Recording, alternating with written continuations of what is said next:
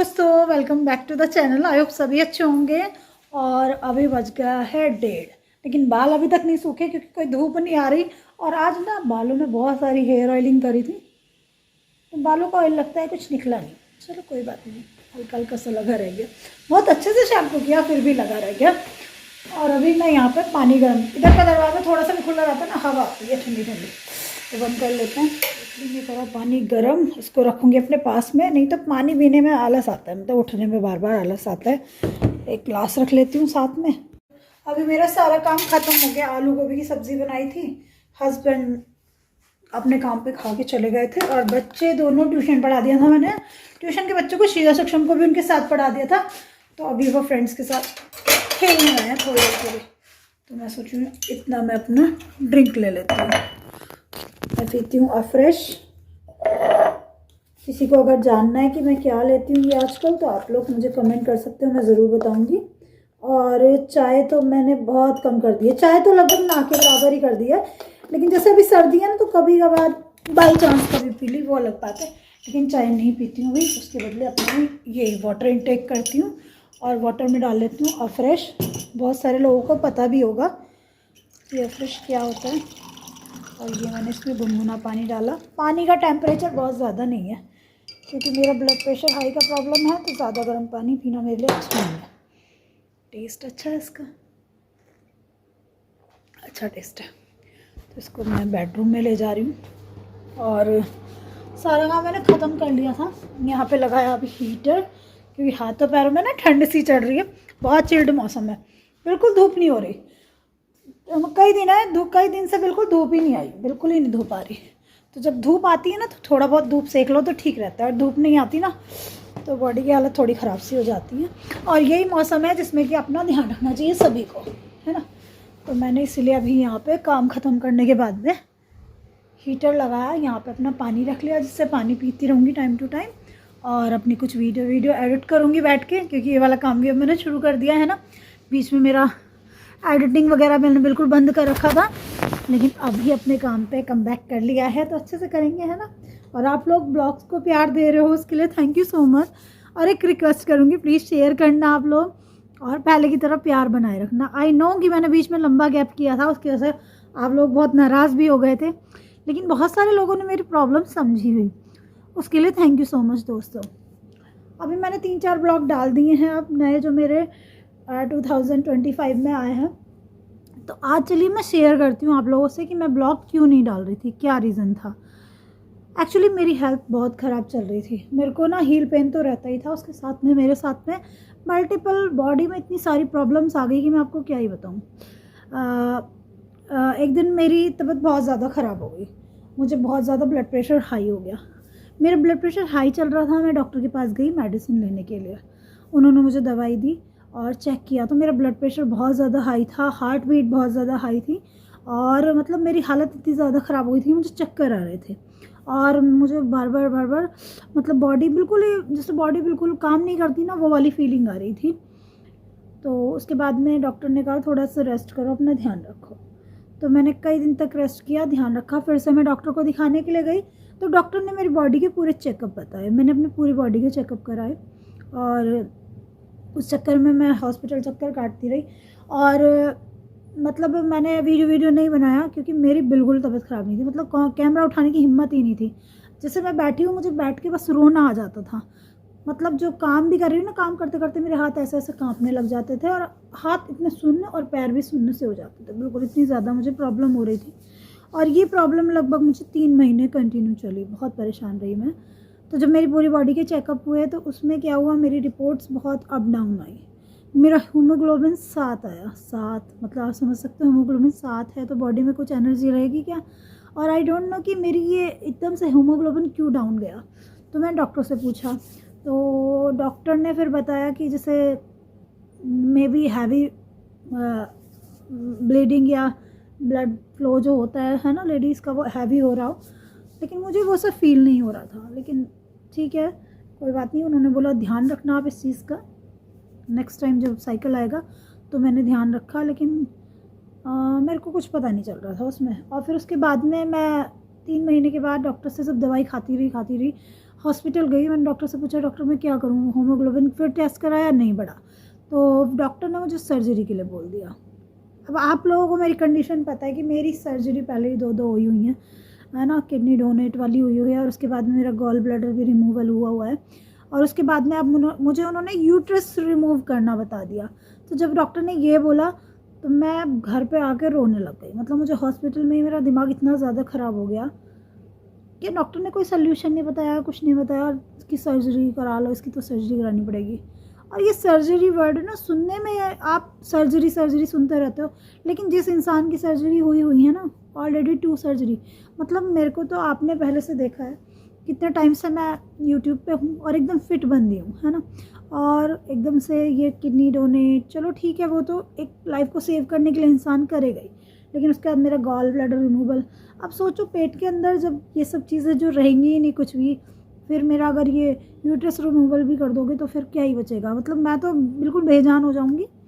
तो मुझे बहुत रोना आया, मैं बहुत रोई 2-3 दिन मेरे इतने ख़राब गए, किसी से मैंने सही से बात भी नहीं करी। मुझे ऐसा लगा कि मेरी लाइफ ना बिल्कुल ख़त्म और ख़राब हो गई। पता नहीं आप लोग ये चीज़ समझ रहे हो या नहीं समझ रहे हो, है ना, मतलब एक फ़िट बंदा, बिल्कुल सही बंदा, एकदम से ये सब चीज़ें बहुत मुश्किल हो जाती हैं। तो फिर उसके बाद में मैंने फिर अपने आप को संभाला, फिर मैंने सोचा कि नहीं है, रोने धोने से तो कुछ होगा नहीं, है ना, हिम्मत हारने वालों में से तो मैं हूँ नहीं।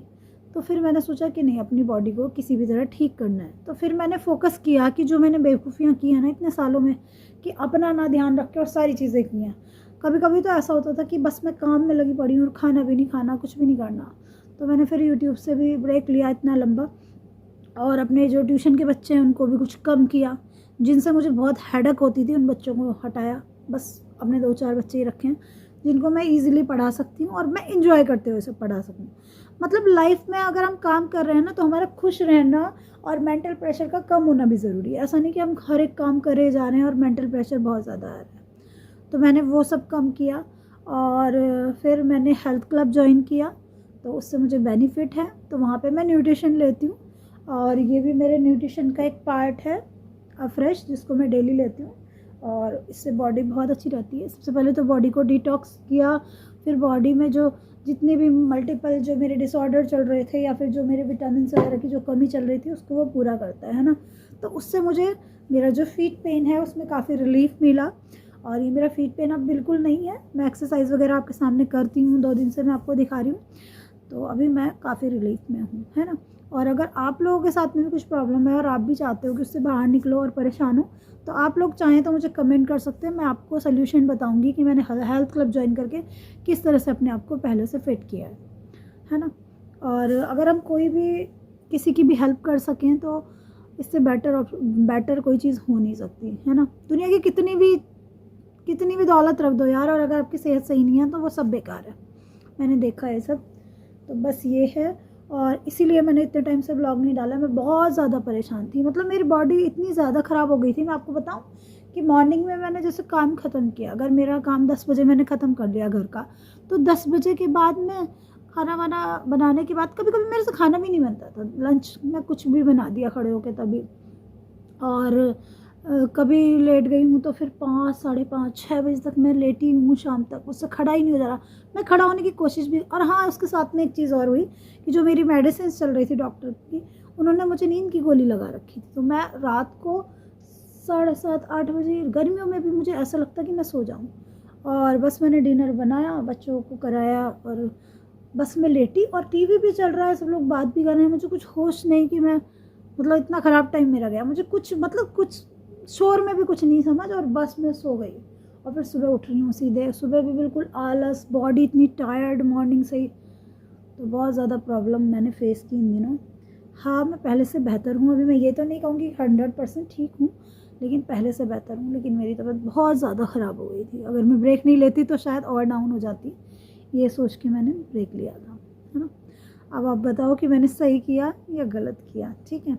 क्योंकि अगर आपकी लाइफ है तभी तो आप कुछ काम आगे करोगे, लाइफ ही नहीं है तो फिर क्या ही करोगे, है ना दोस्तों। तो आप लोग कमेंट करके बताना कि मेरा ये डिसीज़न सही था ब्रेक लेने का या नहीं था, ठीक है। और अगर फिर भी आप लोगों को लगता है कि मैंने गलत किया था, तो आप लोगों से हाथ जोड़ के सॉरी। बहुत सारे लोगों का दिल तोड़ा, बहुत लोगों को बहुत सारी शिकायतें हैं, कमेंट भी आते हैं, लेकिन क्या करती, मजबूर थी, है ना दोस्त। बन रहा है गर्मा गर्म सूप और इसमें मैंने थोड़े से नूडल्स डाल लिया, बहुत थोड़े से, इससे बच्चे आराम से खा लें। अच्छा बच्चों के लिए ना इसमें तो थोड़ा पनीर डाल दो या थोड़ा नूडल डाल दो या फिर जो ब्रेड के स्लाइसेस हैं वो डाल दो या फिर रस डाल दो, तो बच्चे मज़े से खा लेते हैं, नहीं तो खाते नहीं। और हल्का सा बटर थोड़ा सा। और ये कल मैंने ग्राइंड करके रखा था, आप लोगों को बताया था। गर्म सूप पक गया है, इसको करती हूँ बंद। और ये बहुत यम्मी बना होगा, मुझे पता है। मम्मी बना रही है। पीना है टेस्टी, टेस्ट में मिक्स वेज है। अच्छा, यहाँ पे है मेरा टेस्टी टेस्टी सूप, बहुत ही यम्मी सा। सूप की प्लेटिंग कर देती हूँ। सूप मैंने डाल दिया कटोरियों में और इस पर हल्का सा धनिया पत्ती से देखने में अच्छा लगा। और थोड़ी सी क्रीम डाल देते हैं, फ्रेश क्रीम है ये मलाई। इसको हल्का सा फेंट लो। और ये जो देखने में चीज़ें अच्छी लगती हैं ना, तो बच्चों को खाने में और भी अच्छी लगती हैं, तो है ना। और वैसे भी किसी भी चीज़ को आप अच्छे से सर्व करो तो खाने में मज़ा डेफिनेटली आता है। तो ये मेरा यम्मी यम्मी सूप बन के तैयार है, बहुत टेस्टी लगेगा 1 महीने में। हाँ ये बड़ी 2 कटोरी बच्चों का तो डाल लिया। तो चलो बच्चों का रिव्यू लेते हैं, देखते हैं उनको कैसा लगता है ना। और क्योंकि ये मिक्स वेज है तो रेड सा कलर नहीं आया, इस तरह का कलर आया। भाई आ जाओ। और यहाँ पे मूंगफली पड़ी हुई, बच्चे मूंगफली खा रहे थे। हाँ, और पिज़्ज़ा ट्राई करके बताइए कैसा लग रहा है। लाइटें क्यों बंद कर रखी हैं? बहुत गर्म है ये प्लेट। इसकी वाली प्लेट वाइट वाइट, ये क्रीम डालिए, कौन सी क्रीम? Fresh cream. लो कहाँ पे बैठ के पियोगे? यहीं रखो। चेयर ले आओ, चेयर। थोड़ा ठंडा होएगा ना। हाँ सूप तो थोड़ा गर्म ही मिलना चाहिए बच्चों। चीज़ा कैसा है? पता नहीं ब्लर सा क्यों दिख रहा है इतना, पता नहीं कैसे ब्लर सा आ रहा था। कैसा लग रहा है? टेस्टी है, पी लोगे? चलो इनके पेट में सब्जी तो जाएंगे। सक्षम को कैसा लगा? अच्छा, चलो फिनिश करो। पूरा पीना है? पता है ये नूडल्स डाल दो। अच्छा, एक दिन मैंने टमाटर का प्लेन सूप बनाया तो इन लोगों ने पिया नहीं, क्योंकि उसमें ना कुछ भी डाला, या तो हल्का सा पनीर डाल दो या फिर जैसे कि वो होता है ना रस डाल दो छोटे छोटे टुकड़े करके, तो ये मज़े से खा लेते हैं। प्लेन नहीं खाते बच्चे। और भी खाऊंगी। ठीक है, और यहाँ पे है मेरी बाउल, मैं भी टेस्ट कर लेती हूँ। और भी मतलब यही होगा। अच्छा ठीक है, एक बाउल ही बनाया था, फिर कभी कभी वेस्ट होता है तो क्या ही फायदा। मम्मी आप खाए, अच्छा लग रहा है अब। मज़ेदार है ना।